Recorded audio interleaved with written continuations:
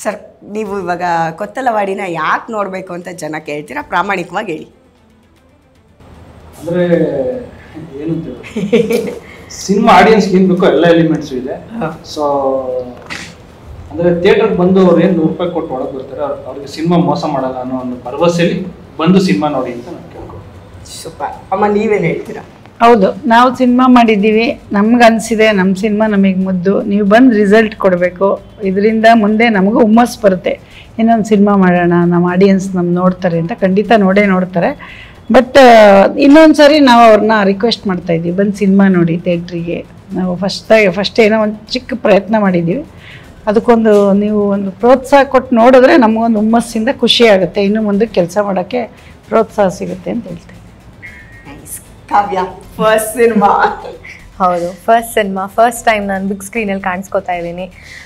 ನನ್ನನ್ನು ಇಷ್ಟು ದಿನ ಸಪೋರ್ಟ್ ಮಾಡ್ಕೊಂಡು ಬಂದಂಥ ಆಡಿಯನ್ಸ್ಗೂ ನಾನು ಕೇಳ್ಕೊತಾ ಇದ್ದೀನಿ, ದಯವಿಟ್ಟು ಸಿನಿಮಾನ ಥಿಯೇಟ್ರಿಗೆ ಬಂದು ನೋಡಿ ಅಂತ ಕೇಳ್ಕೊತೀನಿ.